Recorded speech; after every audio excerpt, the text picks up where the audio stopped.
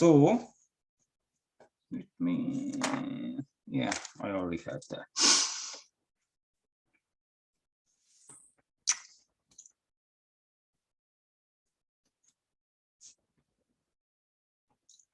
सो ਅਸੀਂ देख चुके हैं कि किस तरह अदोनिया ने अपने आप ਨੂੰ राजा बनाना चाहया पर प्रभु ਵੱਲੋਂ ਚੁਣਿਆ नहीं सी गया। सो नथान नबी ने बेसिकली उसਨੂੰ उसका वादा याद कराया। नथान नबी ने उसਨੂੰ याद कराया कि ਤੈਨੂੰ राजा बनने के लिए और मंदिर बनाने के लिए ਜਿਹੜਾ पुत्र बख्शा गया सुलेमान,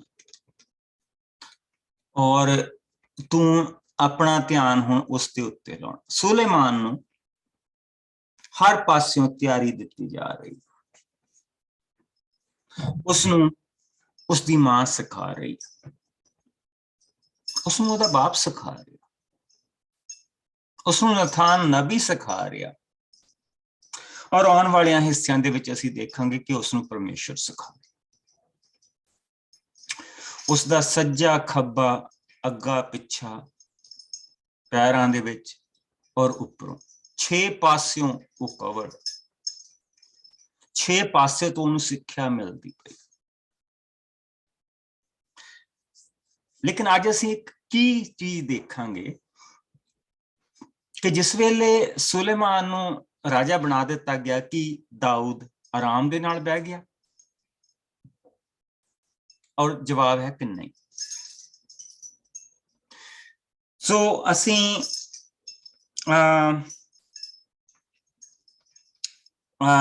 इस वेले पहला राजा उत्थे दूजे भाव दे विच, और असीं इत्थे हुण थोड़ी जी तुसीं ये कह लो कि इत्थों थोड़ी जी ब्रेक लवांगे।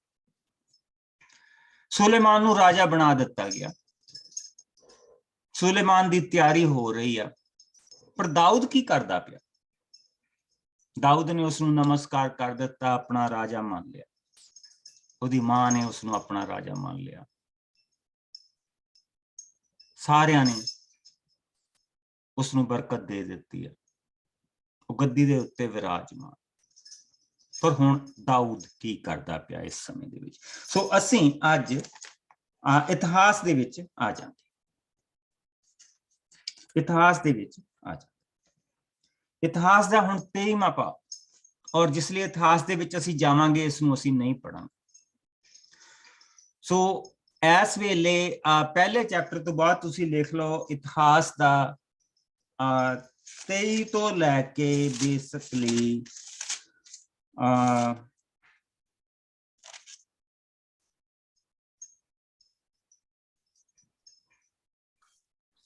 पहला इतिहास 23 तो लैके उसदी 29 चैप्टर तक, 23 चैप्टर तो लैके 22 चैप्टर तो लैके, एक्चुअली पेज नंबर कितना है? पन्ना हैगा जी 632। सो असी बेसिकली मैं तुहानू सारा नहीं पढ़ाऊंगा ये, क्योंकि इस गोइंग टू बी रेपिटेशन। असी जिसले इत्थे जावांगे असी सिर्फ इहदे विच दी पढ़दे लंघ जाना, लेकिन इत्थे थोड़ियां जिहियां चीज़ां असी देखांगे। सो असी 22वें चैप्टर च पहुंच गए, माफ करना 22वां चैप्टर।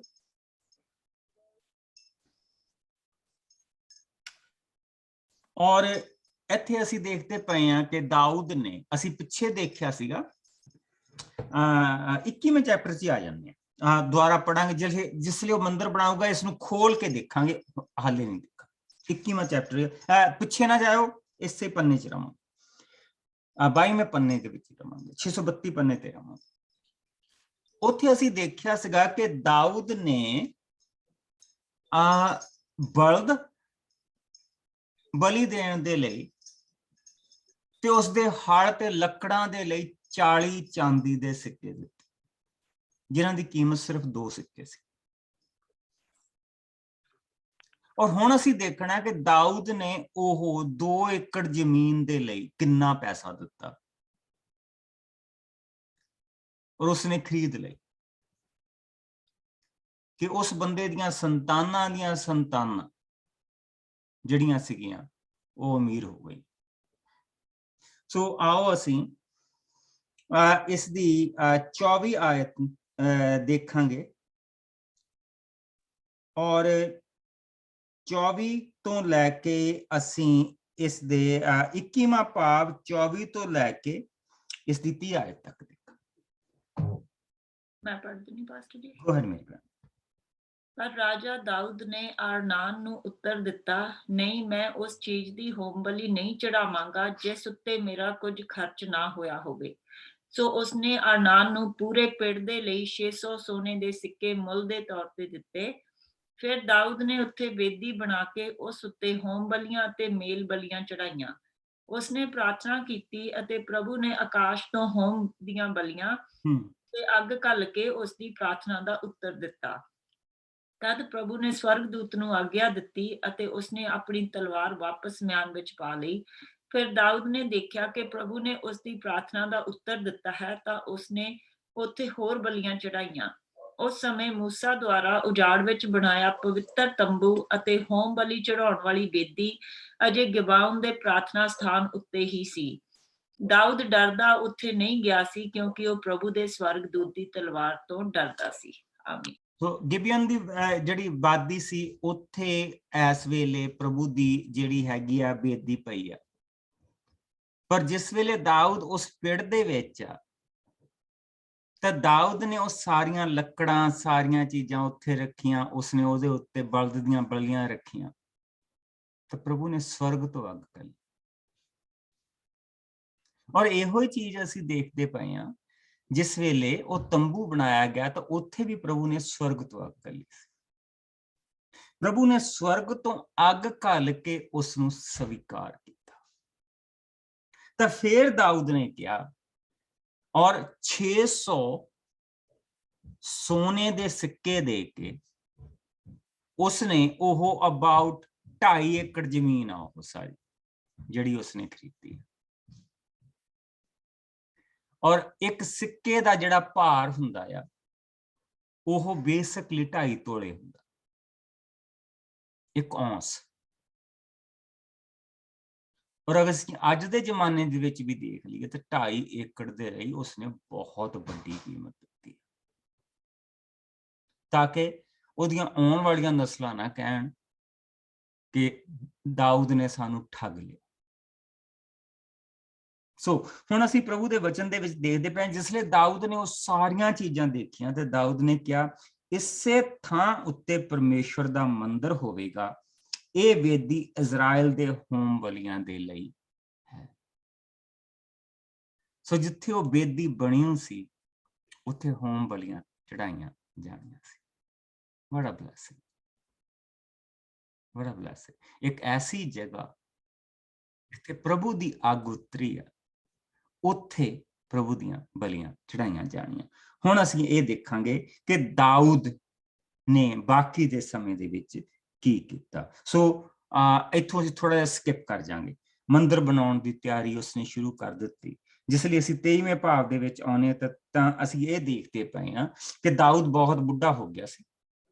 ਉਸਨੇ ਰਾਜ ਪਾਠ ਦਾ ਕੰਮ ਜਿਹੜਾ ਸੀਗਾ ਉਹ ਸਾਰਾ ਸੁਲੇਮਾਨ ਨੂੰ ਦੇ ਦਿੱਤਾ। ਲੇਕਿਨ ਇਸ ਸਮੇਂ ਦੇ ਵਿੱਚ ਜਿਹੜੀ ਮੰਦਿਰ ਦੀ ਤਿਆਰੀ ਆ ਉਹ ਦਾਊਦ ਨੇ ਕੀਤੀ ਸਾਰੀ ਦੀ ਸਾਰੀ। ਸੋ ਸੁਲੇਮਾਨ ਦੇ ਸਿਰ ਦੇ ਉੱਤੇ ਜਿਸ ਦਿਨ ਤਾਜ ਉਸਨੇ ਰੱਖ ਦਿੱਤਾ, ਉਸ ਦਿਨ ਤੋਂ ਲੈ ਕੇ ਜਦ ਤੱਕ ਉਹ ਮਰ ਨਹੀਂ ਗਿਆ ਤੇ ਫਿਰ ਦਾਊਦ ਨੇ ਕਿਹੜੇ-ਕਿਹੜੇ ਕੰਮ ਕੀਤੇ, ਆਓ ਅਸੀਂ ਉਹਨਾਂ ਨੂੰ ਦੇਖਦੇ ਹਾਂ। ਸੋ ਅਸੀਂ ਦੇਖਾਂਗੇ ਕਿ 23ਵੀਂ ਦੀ ਪਹਿਲੀ ਆਇਤ ਮੈਂ ਪੜ੍ਹ ਦਿੰਦਾ ਕਿ ਦਾਊਦ ਜਦੋਂ ਬਹੁਤ ਬੁੱਢਾ ਹੋ ਗਿਆ ਤਾਂ ਉਸਨੇ ਆਪਣੇ ਪੁੱਤਰ ਸੁਲੇਮਾਨ ਨੂੰ ਆਪਣੀ ਥਾਂ ਇਜ਼ਰਾਈਲ ਦਾ ਰਾਜਾ ਬਣਾਇਆ। ਇੱਥੇ ਬਹੁਤ ਸਾਰੀਆਂ ਚੀਜ਼ਾਂ ਨਹੀਂ ਦੱਸੀਆਂ ਗਈਆਂ ਜਿਹੜੀਆਂ ਅਸੀਂ ਪਹਿਲਾਂ ਪੜ੍ਹ ਚੁੱਕੇ ਹਾਂ, ਰਾਈਟ। ਉਹ ਅਸੀਂ ਪਹਿਲੇ ਰਾਜਾ ਦੇ ਵਿੱਚ ਪੜ੍ਹ ਚੁੱਕੇ। ਹੁਣ ਕੋਈ ਜਾਣਾ ਇਸ ਨੂੰ 2 ਤੋਂ ਲੈ ਕੇ 6 ਤੱਕ ਪੜ੍ਹਦਾ ਹੈ।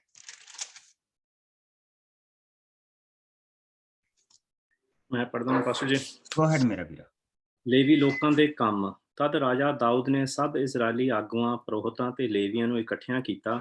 ਉਸਨੇ ਸਭ ਲੇਵੀਆਂ ਦੀ ਜਿਨ੍ਹਾਂ ਦੀ ਉਮਰ 30 ਸਾਲਾਂ ਤੋਂ ਉੱਤੇ ਸੀ ਗਿਣਤੀ ਕੀਤੀ ਅਤੇ ਉਹਨਾਂ ਦੀ ਕੁੱਲ ਗਿਣਤੀ 38,000 ਸੀ। ਉਸਨੇ 24,000 ਲੇਵੀਆਂ ਨੂੰ ਮੰਦਰ ਦੀ ਸੇਵਾ ਦੇ ਕੰਮ ਲਈ ਨਿਯੁਕਤ ਕੀਤਾ ਅਤੇ 6,000 ਨੂੰ ਲੇਖਾ ਰੱਖਣ ਲਈ ਅਤੇ ਨਿਆਂ ਕਰਨ ਲਈ ਨਿਆਂ ਦਾ ਕੰਮ ਦਿੱਤਾ। ਉਸਨੇ 4,000 ਨੂੰ ਮੰਦਰ ਦੇ ਪਹਿਰੇ ਲਈ ਨਿਯੁਕਤ ਕੀਤਾ ਅਤੇ 4,000 ਨੂੰ ਸਾਜ਼ਾਂ ਦੁਆਰਾ ਪ੍ਰਭੂ ਦੀ ਮਹਿਮਾ ਕਰਨ ਦਾ ਕੰਮ ਦਿੱਤਾ। ਰਾਜਾ ਦਾਊਦ ਨੇ ਸਭ ਲੇਵੀਆਂ ਨੂੰ ਉਹਨਾਂ ਦੀਆਂ ਤਿੰਨਾਂ ਕੁੱਲਾਂ ਅਨੁਸਾਰ 3 ਹਿੱਸਿਆਂ ਵਿੱਚ ਵੰਡ ਦਿੱਤਾ, ਗੇਰਸ਼ੋਨ, ਕਹਾਬ ਤੇ ਮਰਾਰੀ।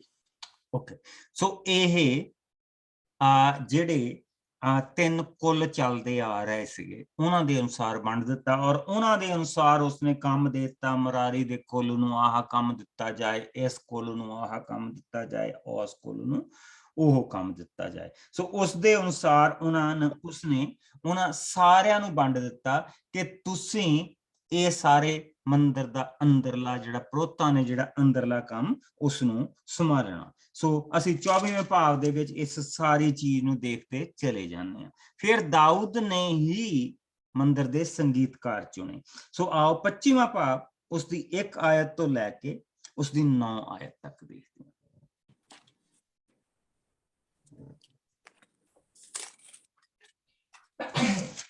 ਮੈਂ ਪੜ੍ਹਦੀ ਹਾਂ ਮਾਸਟਰ ਜੀ। Go ahead. ਹਾਂਜੀ, ਮੰਦਰ ਦੇ ਸੰਗੀਤਕਾਰ। ਰਾਜਾ ਦਾਊਦ ਅਤੇ ਲੇਵੀਆਂ ਦੇ ਆਗੂਆਂ ਨੇ ਇਹਨਾਂ ਕੁੱਲਾਂ ਦੇ ਆਦਮੀਆਂ ਨੂੰ ਆਰਾਧਨਾ ਵਿੱਚ ਅਗਵਾਈ ਕਰਨ ਦੇ ਲਈ ਚੁਣਿਆ।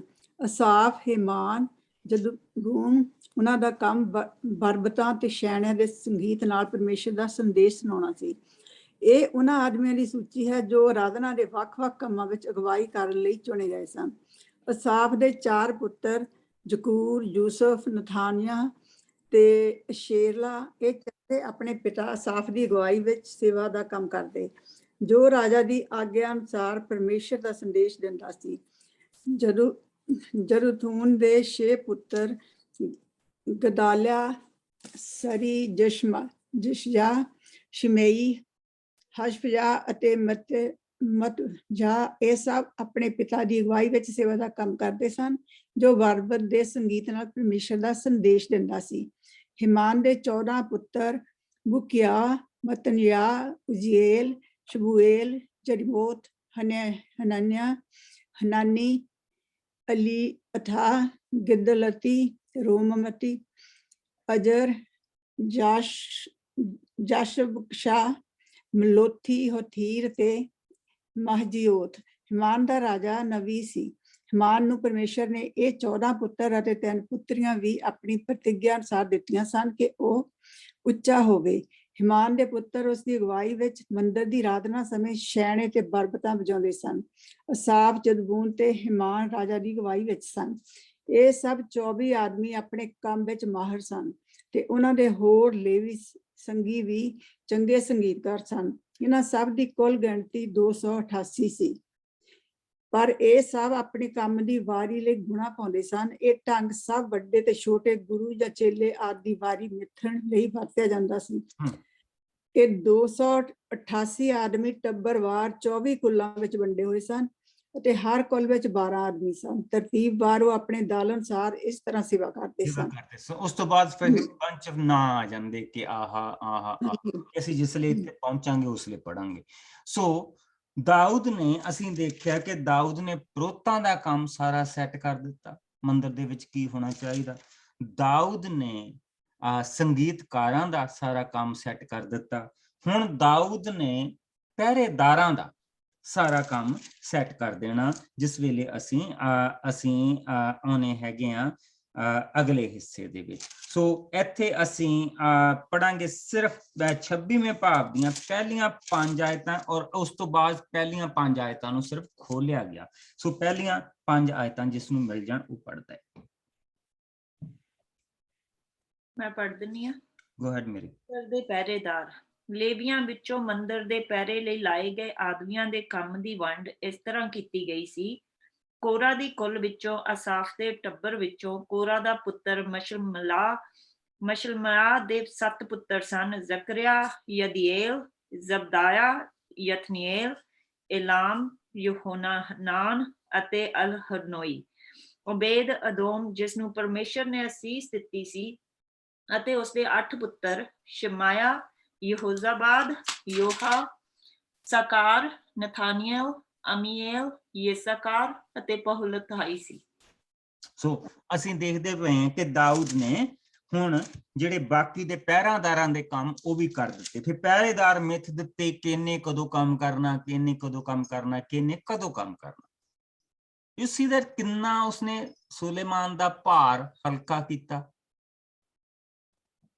ਪ੍ਰਭੂ ਦੇ ਮੰਦਿਰ ਤੱਕ ਪ੍ਰਭੂ ਦਾ ਮੰਦਿਰ ਬਣਾ। ਅਸਲ 'ਚ ਦੇਖਿਆ ਜਾਵੇ ਤਾਂ ਸੁਲੇਮਾਨ ਨੇ ਪ੍ਰਭੂ ਦਾ ਮੰਦਿਰ ਨਹੀਂ ਬਣਾਇਆ, ਦਾਊਦ ਨੇ ਸਾਰੀਆਂ ਚੀਜ਼ਾਂ ਇੱਕ ਇੱਕ ਚੀਜ਼ ਉਹ ਕਰਕੇ ਗਿਆ, ਇੱਕ ਇੱਕ ਚੀਜ਼ ਦੀ ਉਹ ਤਿਆਰੀ ਕਰਕੇ ਗਿਆ।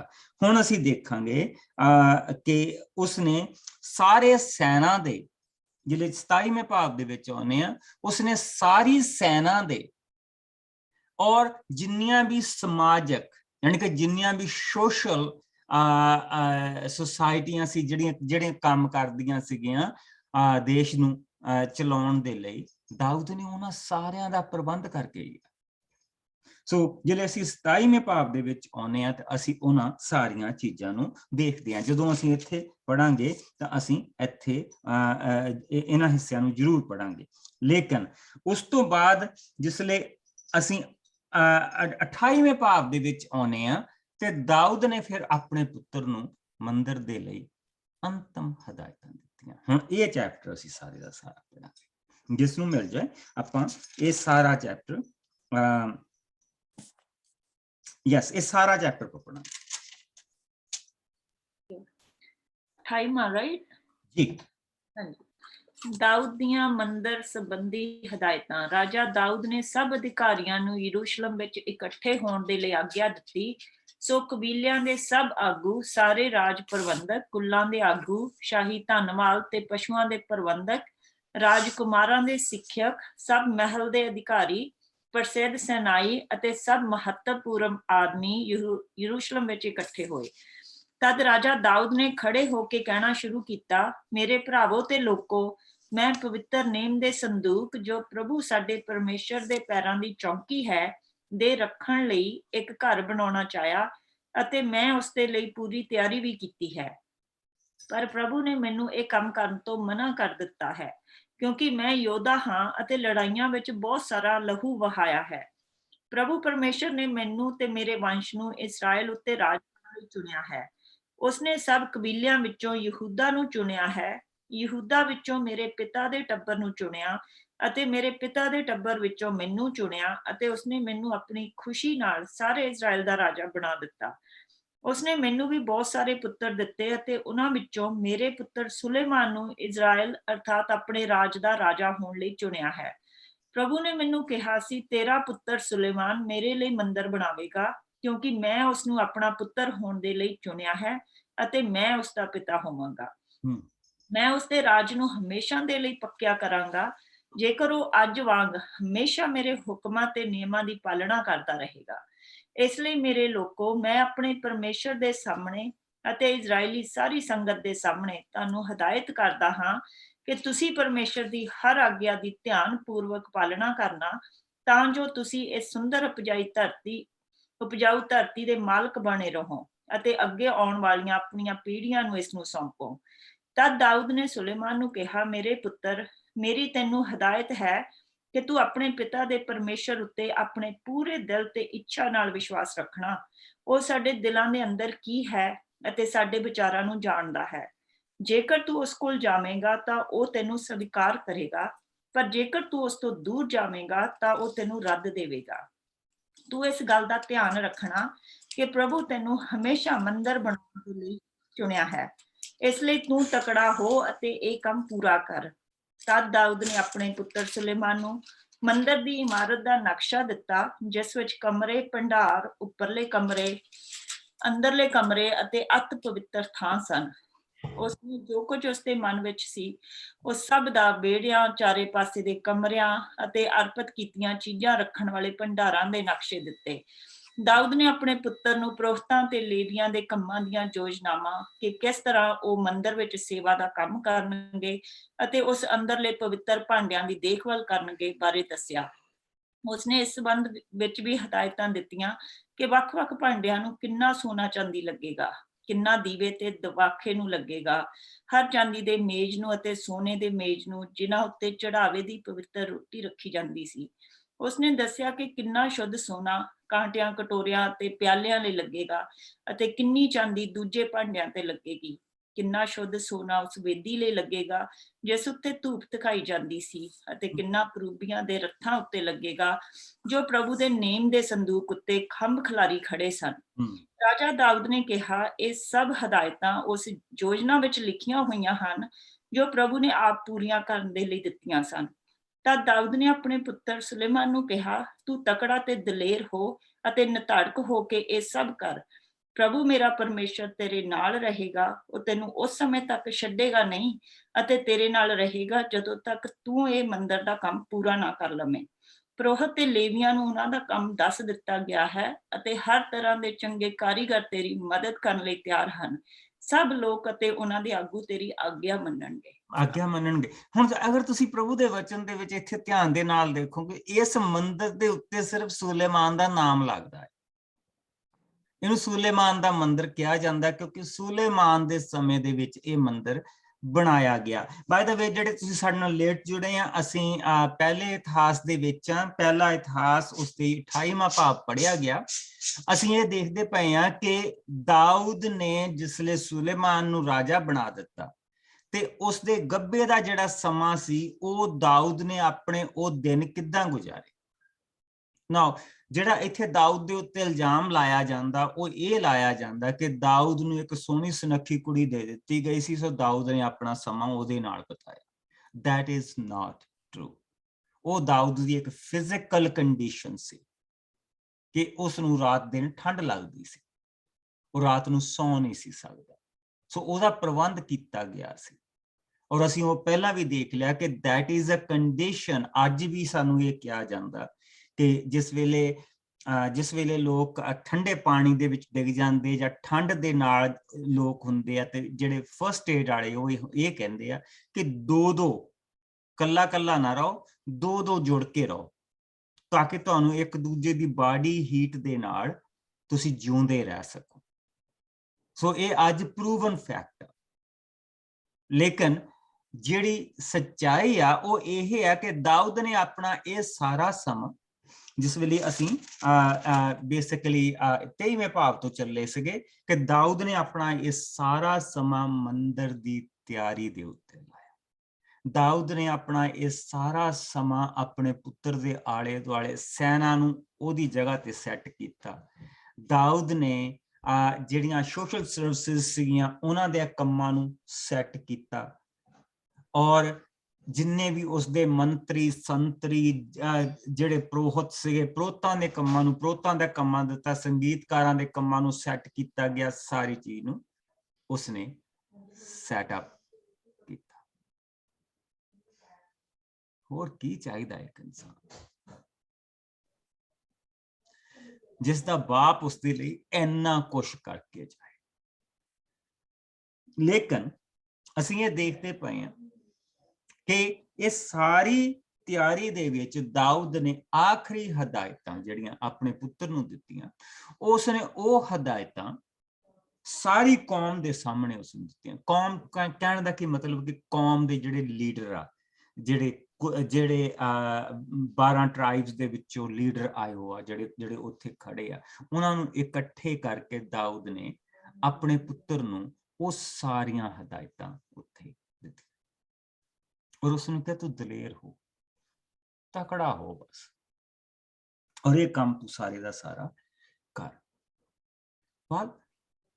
ਸੋ ਜੇ ਇਹ ਸਾਰੀਆਂ ਚੀਜ਼ਾਂ ਕੀਤੀਆਂ ਤਾਂ ਸੁਲੇਮਾਨ ਨੇ ਇੰਨਾ ਸੋਨਾ ਚਾਂਦੀ ਇੰਨੀਆਂ ਚੀਜ਼ਾਂ ਸੁਲੇਮਾਨ ਕਿੱਥੋਂ ਲੈ ਕੇ ਆਇਆ? ਇਹ ਅਸੀਂ ਪਹਿਲੇ ਇਤਿਹਾਸ ਦੇ 29ਵੇਂ ਭਾਗ ਦੇ ਵਿੱਚ ਦੇਖਾਂਗੇ। ਆਓ ਅਸੀਂ ਪਹਿਲਾਂ ਇਸ ਦੀਆਂ 1 ਤੋਂ ਲੈ ਕੇ 9 ਆਇਤ ਤੱਕ ਦੇਖਾਂਗੇ, ਜਿਸ ਨੂੰ ਮਿਲ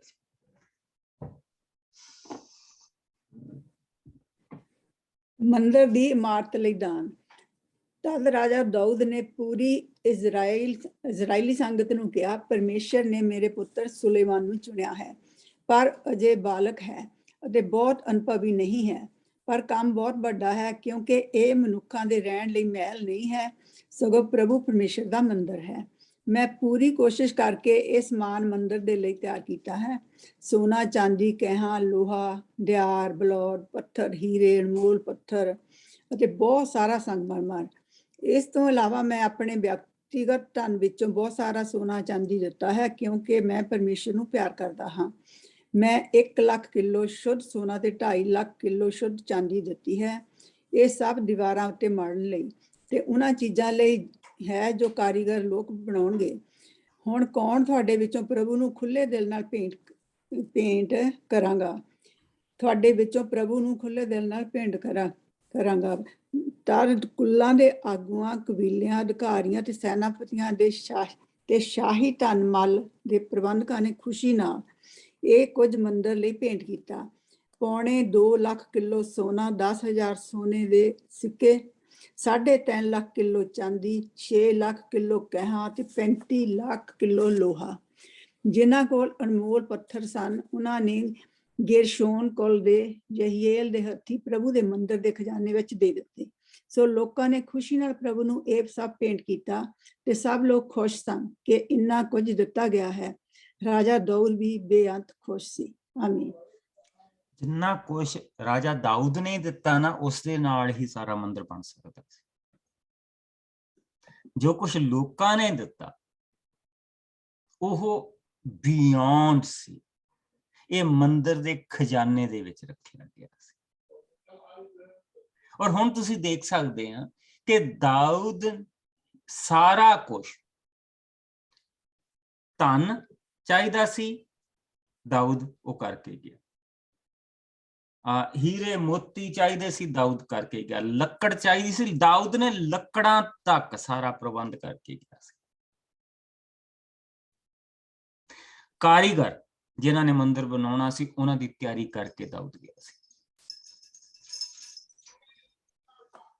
ਔਰ ਨਕਸ਼ਾ ਦਾਊਦ ਬਣਾ ਕੇ ਗਿਆ ਸੀ। ਜ਼ਮੀਨ ਦਾਊਦ ਖਰੀਦ ਕੇ ਦੇ ਕੇ ਗਿਆ ਸੀ।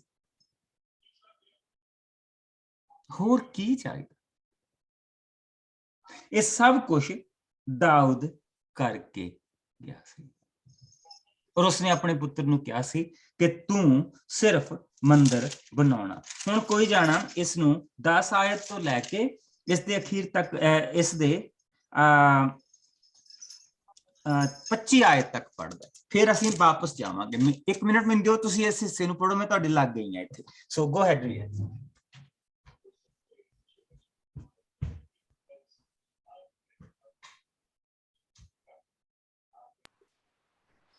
ਮੈਂ ਪੜ੍ਹ ਦਿੰਦਾ। ਦਾਊਦ ਪਰਮੇਸ਼ਵਰ ਦੀ ਵਡਿਆਈ ਕਰਦਾ ਹੈ। ਤਦ ਦਾਊਦ ਨੇ ਸਾਰੀ ਸੰਗਤ ਦੇ ਸਾਹਮਣੇ ਇਹ ਕਹਿ ਕੇ ਪ੍ਰਭੂ ਦੀ ਵਡਿਆਈ ਕੀਤੀ, ਤੂੰ ਅਨੰਤ ਕਾਲ ਤੱਕ ਧਨ ਹੈ। ਇਹ ਸਾਡੇ ਪੁਰਖੇ ਇਜ਼ਰਾਇਲ ਦੇ ਪ੍ਰਭੂ ਪਰਮੇਸ਼ਵਰ, ਵਡਿਆਈ, ਸ਼ਕਤੀ, ਮਹਿਮਾ, ਜਿੱਤ ਅਤੇ ਮਹਾਨਤਾ ਤੇਰੀ ਹੀ ਹੈ। ਤੂੰ ਸਭ ਉੱਤੇ ਰਾਜ ਕਰਦਾ ਅਤੇ ਸਭ ਤੋਂ ਉੱਚਾ ਹੈ। ਧਨ ਤੇ ਆਦਰ ਤੇਰੇ ਤੋਂ ਹੀ ਮਿਲਦੇ ਹਨ। ਤੂੰ ਹਰ ਚੀਜ਼ ਉੱਤੇ ਬਲ ਤੇ ਸ਼ਕਤੀ ਨਾਲ ਰਾਜ ਕਰਦਾ ਹੈ। ਤੂੰ ਕਿਸੇ ਨੂੰ ਵੀ ਵੱਡਾ ਦੇ ਯੋਗ ਹੈ। ਹੁਣ ਸਾਡੇ ਪਰਮੇਸ਼ਵਰ, ਅਸੀਂ ਤੇਰਾ ਧੰਨਵਾਦ ਕਰਦੇ ਅਤੇ ਤੇਰੇ ਮਹਾਨ ਨਾਂ ਦੀ ਵਡਿਆਈ ਕਰਦੇ ਹਾਂ। ਪ੍ਰਭੂ, ਮੈਂ ਤੇ ਮੇਰੇ ਲੋਕ ਖੁਸ਼ੀ ਨਾਲ ਤੈਨੂੰ ਕੁਝ ਨਹੀਂ ਦੇ ਸਕਦੇ ਹਾਂ, ਕਿਉਂਕਿ ਸਭ ਕੁਝ ਤਾਂ ਤੇਰੇ ਤੋਂ ਹੀ ਸਾਨੂੰ ਮਿਲਿਆ ਹੈ। ਇਸ ਲਈ ਅਸੀਂ ਤੈਨੂੰ ਤੇਰੇ ਦਿੱਤੇ ਹੋਏ ਵਿੱਚੋਂ ਹੀ ਦੇ ਰਹੇ ਹਾਂ। ਇਹ ਪ੍ਰਭੂ, ਤੂੰ ਜਾਣਦਾ ਹੈ ਕਿ ਤੇਰੇ ਸਾਹਮਣੇ ਅਸੀਂ ਆਪਣੇ ਪੁਰਖਿਆਂ ਵਾਂਗ ਪਰਦੇਸੀ ਤੇ ਪ੍ਰਵਾਸੀ ਹਾਂ। ਇਸ ਧਰਤੀ ਉੱਤੇ ਸਾਡੀ ਉਮਰ ਇੱਕ ਛਾਇਆ ਦੇ ਬਰਾਬਰ ਹੈ ਅਤੇ ਅੰਤ ਅਸੀਂ ਇੱਥੋਂ ਜਾਣਾ ਹੀ ਹੈ। ਇਹ ਪ੍ਰਭੂ ਸਾਡੇ ਪਰਮੇਸ਼ਵਰ, ਇਹ ਸਭ ਬਹੁਤਾਤ ਵਿੱਚ ਧਨ ਮਾਲ ਅਸੀਂ ਤੇਰੇ ਮੰਦਰ ਲਈ ਦਿੱਤਾ ਹੈ। ਇਹ ਸਭ ਕੁਝ ਤੇਰਾ ਹੈ ਅਤੇ ਤੇਰੇ ਤੋਂ ਹੀ ਸਾਨੂੰ ਮਿਲਿਆ ਹੈ। ਮੈਂ ਜਾਣਦਾ ਹਾਂ ਕਿ ਤੂੰ ਦਿਲਾਂ ਨੂੰ ਪਰਖਦਾ ਹੈ ਅਤੇ ਸੱਚਾਈ ਪਸੰਦ ਕਰਦਾ ਹੈ। ਇਸ ਲਈ ਮੈਂ ਆਪਣੇ ਖਰੇ ਮਨ ਨਾਲ ਖੁਸ਼ੀ ਨਾਲ ਇਹ ਸਭ ਤੈਨੂੰ ਭੇਂਟ ਕੀਤਾ ਹੈ। ਮੈਂ ਇਹ ਵੀ ਦੇਖਿਆ ਹੈ ਤੇਰੇ ਲੋਕ ਜੋ ਇੱਥੇ ਇਕੱਠੇ ਹੋਏ ਹਨ, ਉਹ ਕਿਸ ਤਰ੍ਹਾਂ ਖੁਸ਼ੀ ਦੇ ਨਾਲ ਤੇਰੇ ਕੋਲ ਭੇਟਾਂ ਲੈ ਕੇ ਆਏ ਹਨ। ਇਹ ਪ੍ਰਭੂ, ਸਾਡੇ ਪੁਰਖਿਆਂ ਅਬਰਾਹਾਮ, ਇਜ਼ਹਾਕ ਤੇ ਯਾਕੂਬ ਦੇ ਪਰਮੇਸ਼ਵਰ, ਤੂੰ ਆਪਣੇ ਲੋਕਾਂ ਦੇ ਦਿਲਾਂ ਵਿੱਚ ਇਹੋ ਜਿਹੇ ਵਿਚਾਰ ਤੇ ਭਾਵਨਾਵਾਂ ਹਮੇਸ਼ਾ ਬਣਾਈ ਰੱਖ। ਤੂੰ ਉਹਨਾਂ ਦੇ ਮਨਾਂ ਨੂੰ ਹਮੇਸ਼ਾ ਆਪਣੇ ਬਣਾਈ ਰੱਖ। ਤੂੰ ਮੇਰੇ ਪੁੱਤਰ ਸੁਲੇਮਾਨ ਦੇ ਨਾਲ ਹੋ ਕਿ ਉਹ ਤੇਰੇ ਦਿੱਤੇ ਸਭ ਹੁਕਮਾਂ, ਸਾਖੀਆਂ ਤੇ ਵਿਧੀਆਂ ਦੀ ਪੂਰੀ ਤਰ੍ਹਾਂ ਨਾਲ ਪਾਲਣਾ ਕਰੇ ਅਤੇ ਉਹ ਇਸ ਮੰਦਰ ਨੂੰ ਉਸਾਰੇ ਜਿਸ ਦੇ ਲਈ ਮੈਂ ਇਹ ਸਭ ਤਿਆਰੀ ਕੀਤੀ ਹੈ। ਤਦ ਦਾਊਦ ਨੇ ਲੋਕਾਂ ਦੀ ਸਾਰੀ ਸੰਗਤ ਨੂੰ ਕਿਹਾ, ਤੁਸੀਂ ਪ੍ਰਭੂ ਆਪਣੇ ਪਰਮੇਸ਼ਵਰ ਨੂੰ ਧੰਨ ਕਹੋ। ਸਭ ਲੋਕਾਂ ਨੇ ਆਪਣੇ ਪੁਰਖਿਆਂ ਦੇ ਪ੍ਰਭੂ ਪਰਮੇਸ਼ਵਰ ਨੂੰ ਧੰਨ ਕਿਹਾ ਅਤੇ ਉਹਨਾਂ ਨੇ ਆਪਣੇ ਸਿਰ ਨੀਵੇਂ ਕਰਕੇ ਉਸ ਦੀ ਉਪਾਸਨਾ ਕੀਤੀ। ਉਹਨਾਂ ਨੇ ਮੱਥਾ ਟੇਕ ਕੇ ਰਾਜੇ ਨੂੰ ਵੀ ਪ੍ਰਣਾਮ ਕੀਤਾ। ਅਗਲੇ ਦਿਨ ਉਹਨਾਂ ਨੇ ਜਾਨਵਰਾਂ ਦੀ ਬਲੀ ਦਿੱਤੀ ਅਤੇ ਉਹਨਾਂ ਨੂੰ ਪ੍ਰਭੂ ਦੇ ਸਾਹਮਣੇ ਅਰਪਿਤ ਕਰਕੇ ਲੋਕਾਂ ਨੂੰ ਖਾਣ ਲਈ ਦਿੱਤਾ। ਇਸ ਤੋਂ ਇਲਾਵਾ ਉਹਨਾਂ ਨੇ 1000 ਬਲਦ, 1000 ਛਤਰੇ ਅਤੇ 1000 ਲੇਲੇ ਹੋਮ ਬਲੀ ਦੇ ਤੌਰ ਤੇ ਵੇਦੀ ਉੱਤੇ ਚੜਾਏ। ਉਹਨਾਂ ਨੇ ਦਾਖਸ ਦੀ ਭੇਟ ਵੀ ਚੜਾਈ। ਸੋ ਉਸ ਦਿਨ ਉਹ ਬਹੁਤ ਖੁਸ਼ ਸਨ ਕਿਉਂਕਿ ਉਹਨਾਂ ਪ੍ਰਭੂ ਦੇ ਸਾਹਮਣੇ ਖਾਧਾ ਪੀਤਾ ਸੀ। ਉਹਨਾਂ ਨੇ ਉਸ ਦਿਨ ਦਾਊਦ ਦੇ ਪੁੱਤਰ ਸੁਲੇਮਾਨ ਨੂੰ ਦੂਜੀ ਵਾਰ ਆਪਣਾ ਰਾਜਾ ਬਣਾਇਆ। ਉਹਨਾਂ ਨੇ ਪ੍ਰਭੂ ਦੇ ਸਾਹਮਣੇ ਉਸ ਦਾ ਆਪਣਾ ਰਾਜਾ ਹੋਣ ਦੇ ਲਈ ਅਤੇ ਸਾਦੋਕ ਦਾ ਪੁਰੋਹਿਤ ਹੋਣ ਦੇ ਲਈ ਅਭਿਸ਼ੇਕ ਕੀਤਾ। ਸੋ ਸੁਲੇਮਾਨ ਆਪਣੇ ਪਿਤਾ ਦੀ ਥਾਂ ਪ੍ਰਭੂ ਦੀ ਰਾਜਗੱਦੀ ਉੱਤੇ ਬੈਠਾ। ਉਹ ਇੱਕ ਸਫਲ ਰਾਜਾ ਸੀ ਅਤੇ ਸਾਰੀ ਇਜ਼ਰਾਈਲ ਕੌਮ ਉਸ ਦੀ ਆਗਿਆ ਮੰਨਦੀ ਸੀ। ਸਭ ਅਧਿਕਾਰੀਆਂ, ਸੈਨਾਪਤੀਆਂ ਅਤੇ ਦਾਊਦ ਦੇ ਦੂਜੇ ਪੁੱਤਰਾਂ ਨੇ ਰਾਜਾ ਸੁਲੇਮਾਨ ਦੇ ਵਫਾਦਾਰ ਰਹਿਣ ਦੇ ਲਈ ਸਹੁੰ ਚੁੱਕੀ। ਪ੍ਰਭੂ ਨੇ ਸੁਲੇਮਾਨ ਨੂੰ ਸਾਰੀ ਇਜ਼ਰਾਈਲ ਕੌਮ ਦੇ ਸਾਹਮਣੇ ਮਹਾਨ ਕੀਤਾ ਅਤੇ ਉਸ ਨੂੰ ਇਸ ਤਰ੍ਹਾਂ ਦਾ ਪ੍ਰਤਾਪ ਦਿੱਤਾ ਕਿ ਇਜ਼ਰਾਈਲ ਵਿੱਚ ਉਸ ਤੋਂ ਪਹਿਲਾਂ ਹੋਏ ਕਿਸੇ ਰਾਜੇ ਦਾ ਨਹੀਂ ਸੀ। ਆਮੇਨ। ਬਾਪ ਨੇ ਉਸ ਨੂੰ ਇੰਨਾ ਕੁਛ ਦਿੱਤਾ, ਪ੍ਰਭੂ ਨੇ ਉਸ ਨੂੰ ਇੰਨਾ ਕੁਛ ਦਿੱਤਾ। ਮਾਂ ਨੇ ਆਪਣਾ ਪਾਪ ਡੋਲ ਕੇ ਆਪਣੇ ਪੁੱਤਰ ਨੂੰ ਸਿਖਾਇਆ। ਨਥਾਨ ਨਬੀ ਉਸ ਨੂੰ ਸਿਖਾਉਂਦਾ ਪਿਆ। ਧਨ ਦੀ ਉਹਨੂੰ ਕੋਈ ਕਮੀ ਨਹੀਂ, ਮਾਣ ਦੀ ਉਹਨੂੰ ਕੋਈ ਕਮੀ ਨਹੀਂ। ਇੱਕ ਐਸਾ ਰਾਜਾ ਜਿਸ ਨੂੰ ਕੌਮ ਪਿਆਰ ਕਰਦੀ ਹੈ। ਇਸ ਤੋਂ ਜ਼ਿਆਦਾ ਇਨਸਾਨ ਨੂੰ ਕੀ ਚਾਹੀਦਾ? ਇਹ ਮੈਂ ਕਿਸੇ ਚੀਜ਼ ਦੇ ਲਈ ਫਾਊਂਡੇਸ਼ਨ ਬਣਨਾ ਪਿਆ, ਇਸ ਨੂੰ ਧਿਆਨ ਦੇ ਵਿੱਚ ਰੱਖਿਓ। ਇਹ ਜਿਹੜੀਆਂ ਚੀਜ਼ਾਂ ਅਸੀਂ ਦੇਖਦੇ ਪਏ ਨਾ, ਇਹਨਾਂ ਨੂੰ ਧਿਆਨ ਦੇ ਵਿੱਚ ਰੱਖਿਓ, ਕਿਉਂਕਿ ਅਸੀਂ ਨਿੱਕੀਆਂ ਨਿੱਕੀਆਂ ਗੱਲਾਂ ਕਰਕੇ ਪ੍ਰਭੂ ਤੋਂ ਦੂਰ ਹੋ ਜਾਂਦੇ। ਪਰ ਅਸੀਂ ਇਹ ਨਹੀਂ ਸਮਝਦੇ ਕਿ ਅੰਤ ਅਸੀਂ ਇਨਸਾਨ, ਅਸੀਂ ਦੂਜੇ ਦਾ ਪਾਪ ਦੇਖਦੇ ਹਾਂ, ਆਪਣਾ ਦਿਖਦਾ ਨਹੀਂ। ਉਹ ਤਾਂ ਉਦੋਂ ਹੀ ਦਿਖਦਾ ਜਿਸ ਲਈ ਪ੍ਰਭੂ ਯਿਸੂ ਮਸੀਹ ਦਾ ਜਿਹੜਾ ਸ਼ੀਸ਼ਾ, ਜਿਹੜਾ ਉਹਦੇ ਖੂਨ ਦਾ ਸ਼ੀਸ਼ਾ ਹੈ, ਉਹਦੇ ਲਹੂ ਦਾ ਸ਼ੀਸ਼ਾ ਹੈ, ਜਿਸ ਲਈ ਉਹਦੇ ਵਿੱਚ ਦੇਖਦੇ ਹਾਂ ਤਾਂ ਫਿਰ ਆਪਣਾ ਉਹ ਚਿਹਰਾ ਦਿਸਦਾ ਜਿਹੜਾ ਕਾਮ, ਕ੍ਰੋਧ, ਲੋਭ, ਮੋਹ, ਹੰਕਾਰ ਦੇ ਨਾਲ ਭਰਿਆ। ਔਰ ਫਿਰ ਆਪਣੇ ਆਪ ਨੂੰ ਸ਼ਰਮ ਆਉਂਦੀ ਉਸ ਤੋਂ। ਅਸੀਂ ਇਹ ਕਹਿੰਦੇ ਪ੍ਰਭੂ ਜੇ ਤੂੰ ਮੈਨੂੰ ਇੰਨਾ ਦੇ ਦੇ, ਜੇ ਮੈਨੂੰ ਆਹ ਦੇ ਦੇ ਤੇ ਮੈਨੂੰ ਉਹ ਦੇ ਦੇ। ਇਸ ਬੰਦੇ ਕੋਲ ਸਭ ਕੁਝ ਜੋ ਅਸੀਂ ਮੰਗਦੇ ਆ ਨਾ, ਸੁਲੇਮਾਨ ਕੋਲ ਸਾਰਾ ਕੁਝ। ਅਸੀਂ ਕਹਿੰਦੇ ਫਿਰ ਮੈਂ ਤੇਰੇ ਪਿੱਛੇ ਚੱਲੂੰਗਾ। ਜੇ ਮੈਨੂੰ ਮੌਰਗਈ ਦਾ ਫਿਕਰ ਨਾ ਹੋਵੇ, ਜੇ ਮੈਨੂੰ ਕਾਰ ਦੇ ਇੰਸ਼ੋਰੈਂਸ ਦਾ ਫਿਕਰ ਨਾ ਹੋਵੇ, ਜੇ ਮੈਨੂੰ ਇਸ ਚੀਜ਼ ਦਾ ਫਿਕਰ ਨਾ ਹੋਵੇ, ਜੇ ਮੇਰੇ ਬੱਚੇ ਪ੍ਰਭੂ ਦੇ ਵਿੱਚ ਚੱਲਦੇ ਹੋਣ, ਆਹ ਹੋਵੇ, ਉਹ ਹੋਵੇ, ਏਦਾਂ ਹੋਵੇ, ਓਦਾਂ ਹੋਵੇ, ਤਾਂ ਬਹੁਤ ਸੌਖਾ ਮੈਂ ਫਿਰ ਤੇਰੇ ਮੈਂ ਪਿੱਛੇ ਚੱਲ ਸਕਦਾ, ਬਿਨਾਂ ਡਰ ਤੋਂ, ਬਿਨਾਂ ਖੌਫ ਤੋਂ।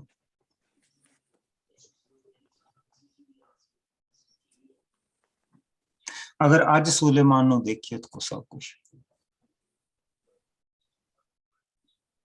ਕਿਸੇ ਚੀਜ਼ ਦੀ ਕਮੀ, ਕੁਆਂਟਲਾਂ ਦੇ ਹਿਸਾਬ ਦੇ ਨਾਲ ਸੋਨਾ, ਗ੍ਰਾਮਾਂ ਦੇ ਹਿਸਾਬ ਦੇ ਨਾਲ ਨਹੀਂ। ਮੇਰੇ ਵਰਗੇ ਕੋਲ 12 ਪਤਾ ਨਹੀਂ 5 ਫਿਰ 6 ਗ੍ਰਾਮ ਦੀ ਮੁੰਦੀ ਹੈ। ਗ੍ਰਾਮਾਂ ਦੇ ਹਿਸਾਬ ਦੇ ਨਾਲ, ਕੁਆਂਟਲਾਂ ਦੇ ਹਿਸਾਬ ਨਾਲ ਸੋਨਾ, ਕੁਆਂਟਲਾਂ ਦੇ ਹਿਸਾਬ ਨਾਲ ਚਾਂਦੀ, ਕੁਆਂਟਲਾਂ ਦੇ ਹਿਸਾਬ ਦੇ ਨਾਲ ਉਹਦੇ ਕੋਲ ਬ੍ਰੌਂਜ਼, ਕੁਆਂਟਲਾਂ ਦੇ ਹਿਸਾਬ ਦੇ ਨਾਲ ਕੋਈ ਲੋਹਾ,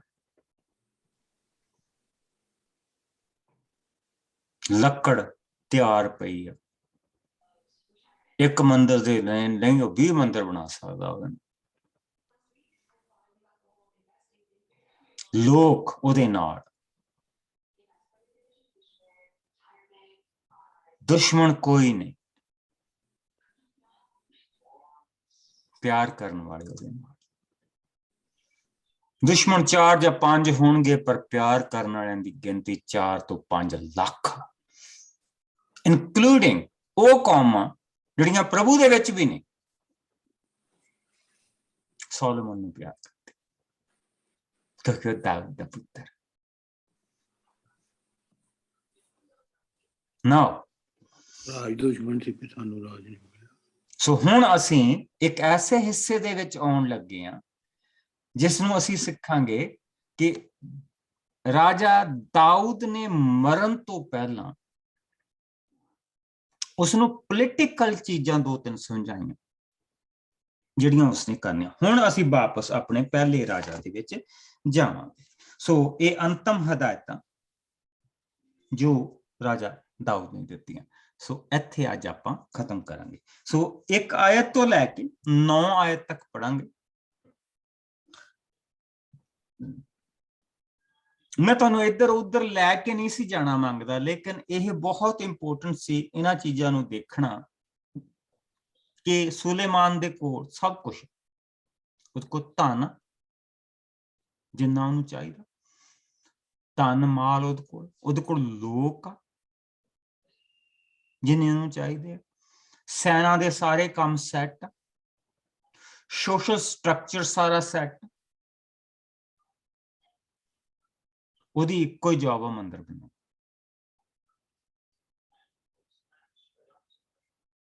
ਔਰ ਹਰ ਇੱਕ ਨੇ ਆਪਣੀ ਆਪਣੀ ਰਿਸਪੌਂਸਿਬਿਲਿਟੀ ਸਮਝ ਲਈ ਕਿ ਸੁਲੇਮਾਨ ਕੋਲ ਇੰਨਾ ਸਮਾਂ ਨਹੀਂ ਕੋ ਸਾਨੂੰ ਆ ਕੇ ਬੇਬੀ ਸੈੱਟ ਕਰੇ। ਅਸੀਂ ਆਪਣਾ ਜਿੱਦਾਂ ਕਿ ਜੇ ਅਸੀਂ ਉੱਪਰੋਂ ਚੱਲੀਏ, ਅਸੀਂ ਆਪਣੇ ਕਬੀਲੇ ਨੂੰ ਸਾਂਭਣਾ, 12 ਕਬੀਲੇ, ਰਾਈਟ, ਕਬੀਲੇ ਨੂੰ ਸਾਂਭਣਾ। ਉਸ ਕਬੀਲੇ ਦੇ ਵਿੱਚ ਲੋਕਾਂ ਨੂੰ ਪਤਾ ਅਸੀਂ ਆਪਣੇ ਕੁਲਾਂ ਨੂੰ ਸਾਂਭਣਾ, ਉਸ ਕੁਲਾਂ ਦੇ ਵਿੱਚ ਲੋਕਾਂ ਨੂੰ ਪਤਾ ਅਸੀਂ ਆਪਣੇ ਘਰਾਣਿਆਂ ਨੂੰ ਸਾਂਭਣਾ। ਠੀਕ, ਸੋ ਇਹ ਤਾਂ 12 ਕਬੀਲੇ।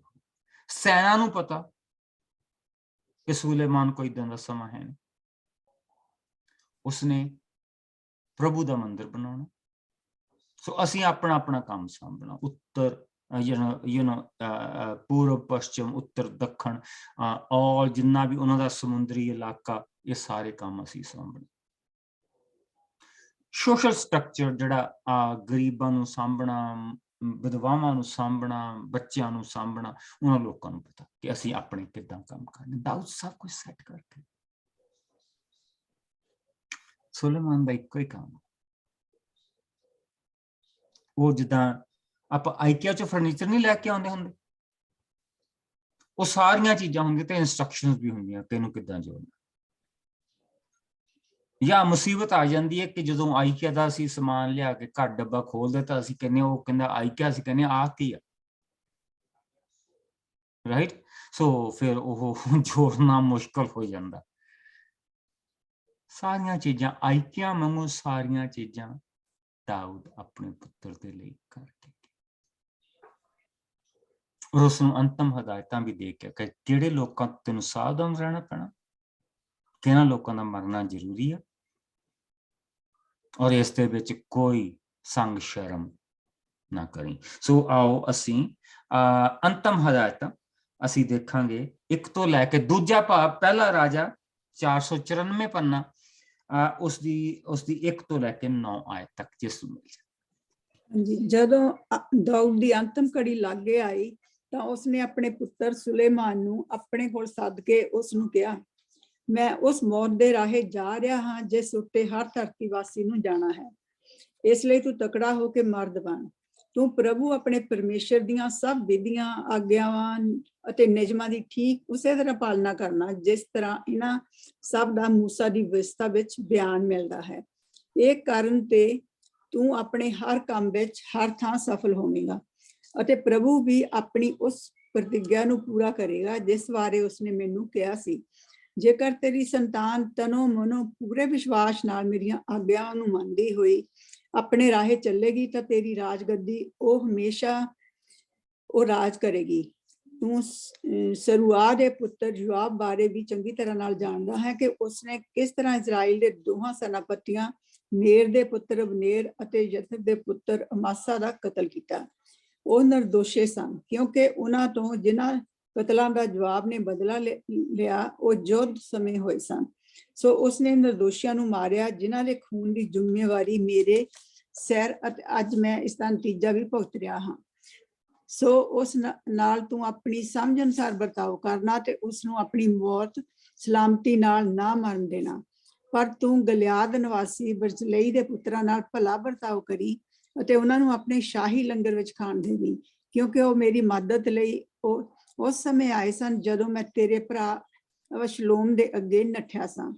ਤੂੰ ਬਹਰੀਮ ਨਿਵਾਸੀ ਬਨਿਆਮੀਨੀ ਗੈਰਾ ਦੇ ਪੁੱਤਰ ਸ਼ਮਈ ਦਾ ਵੀ ਧਿਆਨ ਰੱਖੀ। ਜਦੋਂ ਮੈਂ ਮਹਨੀਅਮ ਵੱਲ ਜਾ ਰਿਹਾ ਸਾਂ ਤਾਂ ਉਸਨੇ ਮੈਨੂੰ ਸਰਾਪ ਦਿੱਤਾ ਸੀ, ਪਰ ਜਦੋਂ ਵਾਪਸੀ ਸਮੇਂ ਉਹ ਜਰਦਨ ਦਰਿਆ ਕੋਲ ਮੈਨੂੰ ਮਿਲਣ ਆਇਆ ਤਾਂ ਮੈਂ ਉਸਨੂੰ ਪ੍ਰਭੂ ਦਾ ਨਾਮ ਉੱਤੇ ਬਚਨ ਦਿੱਤਾ ਸੀ, ਤੂੰ ਤਲਵਾਰ ਨਾਲ ਨਹੀਂ ਮਾਰਿਆ ਜਾਵੇਗਾ, ਪਰ ਤੂੰ ਉਸ ਨੂੰ ਵੀ ਜ਼ਰੂਰ ਸਜ਼ਾ ਦੇਵੀਂ। ਤੂੰ ਜਾਣਦਾ ਹੈ ਕਿ ਤੂੰ ਉਸ ਨਾਲ ਕੀ ਕਰੇਗਾ, ਸੋ ਇਸ ਨੂੰ ਮੌਤ ਦੀ ਸਜ਼ਾ ਜ਼ਰੂਰ ਦੇਵੀਂ। ਆਮੀਨ। ਸੋ ਹੁਣ ਉਸਨੇ ਦੱਸ ਦਿੱਤਾ ਕਿ ਤੇਰੇ ਲਈ ਕੰਡੇ ਕਿਹੜੇ ਕਿਹੜੇ। ਕੁਛ ਕੁ ਲੋਕਾਂ ਨੂੰ ਮੈਂ ਮੌਤ ਦੀ ਸਜ਼ਾ ਨਹੀਂ ਦਿੱਤੀ, ਪਰ ਉਹਨਾਂ ਦਾ ਮਾਰਿਆ ਜਾਣਾ।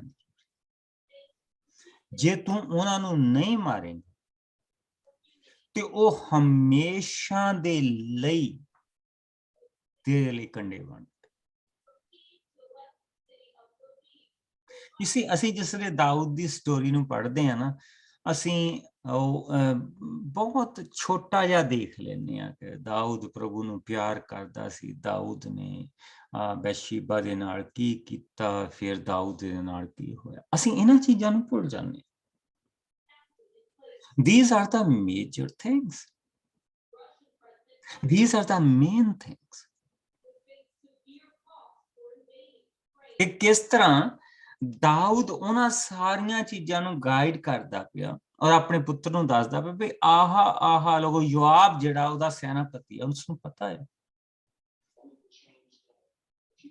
ਕਿ ਉਸਨੇ ਅਬਸ਼ਲੋਮ ਤੋਂ ਲੈ ਕੇ ਹੁਣ ਤੱਕ ਕੀ ਕੁਛ ਘੜਿਆ। ਉਸਨੇ ਦੱਸਿਆ ਕਿ ਤੇਰੇ ਲਈ ਇਹ ਕੰਡਿਆਂ ਦੀ ਝਾੜੀ ਆ। ਇਸਨੇ ਅਬਨੇਰ ਨੂੰ ਮਾਰਿਆ ਜਿਹੜਾ ਮਰਨ ਦੇ ਲਾਇਕ ਨਹੀਂ ਸੀ। ਉਸਨੇ ਮੌਤ ਦੇ ਲਈ ਕੱਖ ਨਹੀਂ ਸੀ ਕੀਤਾ। ਔਰ ਉਸ ਤੋਂ ਬਾਅਦ ਉਸਨੇ ਜਿਸ ਤਰ੍ਹਾਂ ਅਸੀਂ ਦੇਖਦੇ ਹਾਂ ਕਿ ਉਸਨੇ ਨਿਰਦੋਸ਼ ਸਨ, ਉਸਨੇ ਅਮਾਸਾ ਨੂੰ ਮਾਰਿਆ। ਉਸਨੇ ਮਰਨ ਦੇ ਲਾਇਕ ਕੋਈ ਕੰਮ ਨਹੀਂ ਸੀ ਕੀਤਾ, ਕਿਉਂਕਿ ਅਮਾਸਾ ਇੱਕ ਐਸਾ ਜਨਰਲ ਸੀਗਾ ਜਿਹੜਾ ਉਹ ਤੋਂ ਅੱਗੇ ਵੱਧਦਾ ਜਾ ਰਿਹਾ ਸੀ, ਬੁੱਧੀਮਾਨ ਬੰਦਾ ਸੀ।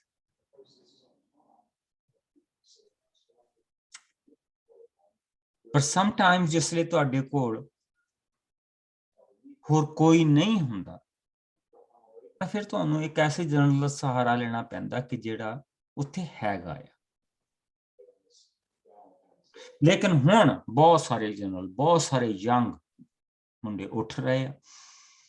ਸੋ ਉਸਨੇ ਕਿਹਾ ਕਿ ਇਹਨਾਂ ਨੂੰ ਛੱਡੀ ਨਾ, ਤੂੰ ਇਹਨੂੰ ਛੱਡੀ ਨਾ, ਇਹਨੂੰ ਮਾਫ ਨਾ ਕਰ, ਇਹ ਆਪਣੀ ਮੌਤ ਤੇ ਨਾ ਮਰੇ, ਤੂੰ ਇਸ ਚੀਜ਼ ਦਾ ਧਿਆਨ ਰੱਖੇ। ਔਰ ਜਿਸ ਲਈ ਅਸੀਂ ਪ੍ਰਭੂ ਦੇ ਵਚਨ ਦੇ ਵਿੱਚ ਦੇਖਦੇ ਹਾਂ ਤਾਂ ਅਸੀਂ ਇਹ ਦੇਖਦੇ ਹਾਂ ਕਿ ਦਾਊਦ ਇਹ ਸਾਰੀਆਂ ਚੀਜ਼ਾਂ ਆਪਣੇ ਬੱਚੇ ਨੂੰ ਸਿਖਾ ਰਿਹਾ। ਜਿੰਨਾ ਧਨ ਚਾਹੀਦਾ ਉਹ ਦੇ ਰਿਹਾ, ਮੰਦਰ ਦੀਆਂ ਸਾਰੀਆਂ ਚੀਜ਼ਾਂ ਉਹ ਕਰ ਰਿਹਾ, ਸੈਨਾਪਤੀ ਸਾਰੇ ਉਹ ਕਰ ਰਿਹਾ।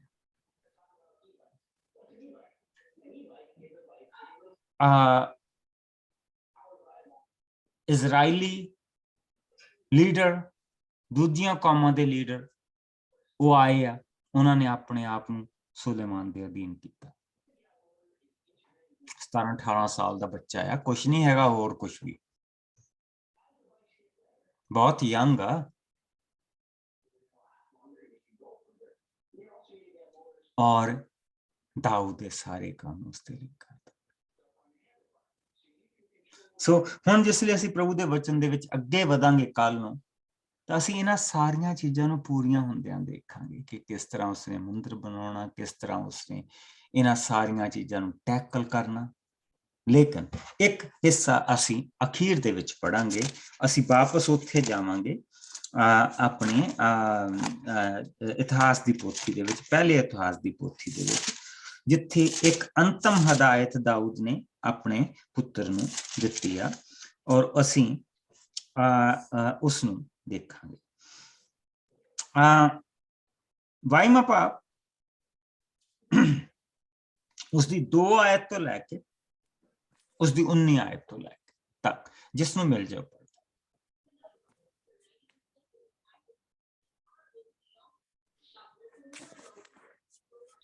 ਮੈਂ ਪੜ੍ਹ ਦਿੰਦੀ ਪਾਸਟਰ ਜੀ। ਜੀ ਮੇਰੇ ਭਰਾ। ਮੰਦਿਰ ਦੇ ਬਣਾਉਣ ਦੀ ਤਿਆਰੀ। ਇਜ਼ਰਾਈਲ ਦੇਸ਼ ਵਿੱਚ ਬਹੁਤ ਸਾਰੇ ਵਿਦੇਸ਼ੀ ਮਜ਼ਦੂਰ ਸਨ ਅਤੇ ਦਾਊਦ ਨੇ ਉਹਨਾਂ ਸਭ ਨੂੰ ਇਕੱਠਿਆਂ ਹੋਣ ਦੀ ਆਗਿਆ ਦਿੱਤੀ ਅਤੇ ਉਸਨੇ ਉਹਨਾਂ ਨੂੰ ਮੰਦਿਰ ਦੇ ਲਈ ਪੱਥਰ ਘੜਨ ਦਾ ਕੰਮ ਦਿੱਤਾ। ਦਾਊਦ ਨੇ ਮੰਦਿਰ ਦੇ ਬੂਹਿਆਂ ਦੇ ਕੁੰਡੇ ਤੇ ਕਬਜ਼ਿਆਂ ਲਈ ਬਹੁਤ ਸਾਰਾ ਲੋਹਾ ਦਿੱਤਾ ਅਤੇ ਇੰਨਾ ਕਹਿਣ ਦਿੱਤਾ ਜਿਸ ਦਾ ਕੋਈ ਹਿਸਾਬ ਨਹੀਂ ਸੀ। ਉਸਨੇ ਸਿਦੋਨ ਤੇ ਸੂਰ ਨਿਵਾਸੀਆਂ ਕੋਲੋਂ ਬਹੁਤ ਸਾਰੀ ਦਿਆਰ ਦੀ ਲੱਕੜੀ ਮੰਗਵਾਈ। ਦਾਊਦ ਨੇ ਕਿਹਾ, ਸੁਲੇਮਾਨ ਮੇਰਾ ਪੁੱਤਰ ਅਜੇ ਬਾਲਕ ਹੀ ਹੈ ਅਤੇ ਉਸਨੂੰ ਕੋਈ ਅਨੁਭਵ ਨਹੀਂ ਹੈ, ਪਰ ਪ੍ਰਭੂ ਦੇ ਲਈ ਜੋ ਮੰਦਿਰ ਬਣਾਇਆ ਜਾਵੇਗਾ ਉਹ ਸੁੰਦਰ ਹੋਵੇਗਾ ਕਿ ਉਸਦੀ ਪ੍ਰਸਿੱਧੀ ਹਰ ਥਾਂ ਫੈਲੇਗੀ।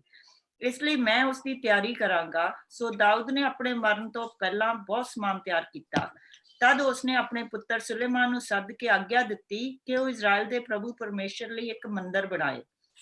ਦਾਊਦ ਨੇ ਉਸਨੂੰ ਕਿਹਾ, ਪੁੱਤਰ, ਮੇਰੀ ਇਹ ਪੂਰੀ ਇੱਛਾ ਸੀ ਕਿ ਮੈਂ ਪ੍ਰਭੂ ਆਪਣੇ ਪਰਮੇਸ਼ਰ ਦੇ ਨਾਂ ਉੱਤੇ ਇੱਕ ਮੰਦਿਰ ਬਣਾਵਾਂ, ਪਰ ਪ੍ਰਭੂ ਦਾ ਵਚਨ ਮੇਰੇ ਕੋਲ ਆਇਆ, ਤੂੰ ਮੇਰੇ ਸਾਹਮਣੇ ਧਰਤੀ ਉੱਤੇ ਬਹੁਤ ਸਾਰਾ ਲਹੂ ਬਹਾਇਆ ਹੈ ਅਤੇ ਬਹੁਤ ਸਾਰੀਆਂ ਲੜਾਈਆਂ ਲੜੀਆਂ ਹਨ, ਇਸ ਲਈ ਤੂੰ ਮੇਰੇ ਨਾਂ ਉੱਤੇ ਮੰਦਿਰ ਨਹੀਂ ਬਣਾ ਸਕੇਗਾ।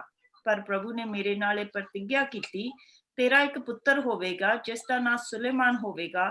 ਉਹ ਸ਼ਾਂਤੀ ਨਾਲ ਰਾਜ ਕਰੇਗਾ, ਕਿਉਂਕਿ ਮੈਂ ਉਸਦੇ ਰਾਜਕਾਲ ਵਿੱਚ ਇਜ਼ਰਾਈਲ ਵਿੱਚ ਸ਼ਾਂਤੀ ਅਤੇ ਹਰ ਪਾਸੇ ਅਮਨ ਚੈਨ ਕਰਾਂਗਾ। ਉਹੀ ਮੇਰੇ ਨਾਂ ਉੱਤੇ ਇੱਕ ਮੰਦਿਰ ਬਣਾਵੇਗਾ ਅਤੇ ਉਹ ਮੇਰਾ ਪੁੱਤਰ ਹੋਵੇਗਾ ਅਤੇ ਮੈਂ ਉਸਦਾ ਪਿਤਾ। ਉਸਦਾ ਵੰਸ਼ ਸਦਾ ਇਜ਼ਰਾਈਲ ਉੱਤੇ ਰਾਜ ਕਰੇਗਾ। ਦਾਊਦ ਨੇ ਅੱਗੇ ਕਿਹਾ, ਮੇਰੇ ਪੁੱਤਰ, ਪ੍ਰਭੂ ਮੇਰਾ ਪਰਮੇਸ਼ਰ ਤੇਰੇ ਨਾਲ ਹੋਵੇ ਅਤੇ ਤੇਰੇ ਸਬੰਧ ਵਿੱਚ ਆਪਣੀ ਪ੍ਰਤਿੱਗਿਆ ਪੂਰੀ ਕਰੇ ਕਿ ਤੂੰ ਉਸਦੇ ਨਾਂ ਉੱਤੇ ਮੰਦਿਰ ਬਣਾਉਣ ਵਿੱਚ ਸਫਲ ਹੋਵੇਂ।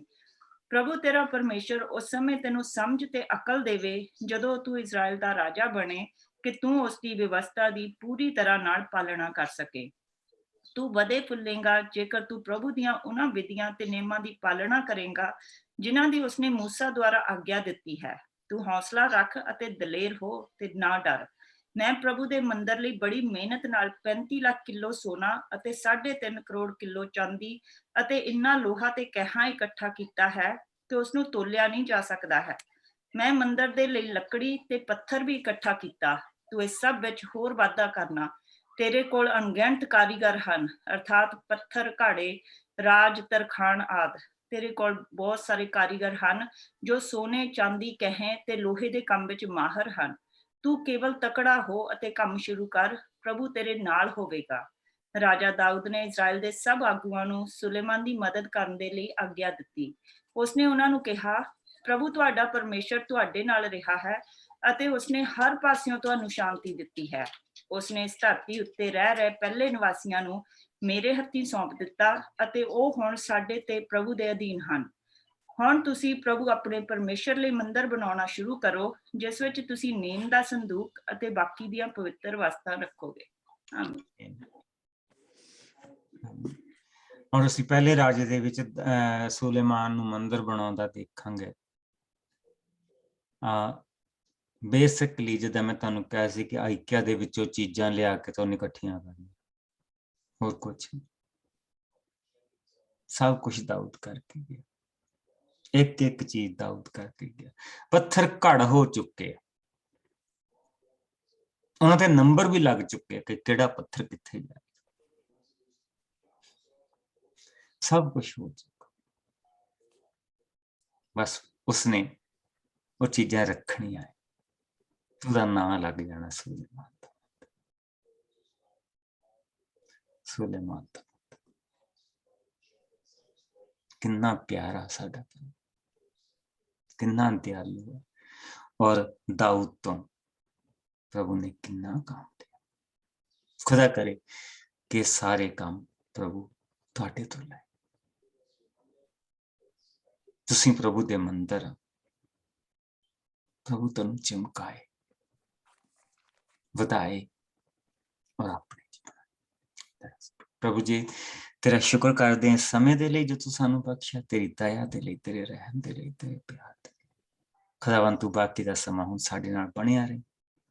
तेरी शांति, तेरा आराम, तेरा प्यार जो साडी समझ तो परे है, खुदावन वो बरकतां सानू दे। बुरे और बुराई तो बचा के रखी, अपनी नजदीकी च बना के रखी। मसीह यसू दे मिठे प्यारे नाम च वो सारे भैन भरा कहण कल नूं मिलांगे और कल नूं आपां सुलेमान दी मूवी दा हिस्सा भी देखांगे और अगे भी वधांगे। हुण कल नूं असीं दाऊद दी मौत बारे देखांगे, जिस वेले वो सदीपक जीवन दे विच जाएगा। मौत तक की सदीपक जीवन दे विच। Bless you all. खुदावंत तुहानूं बरकत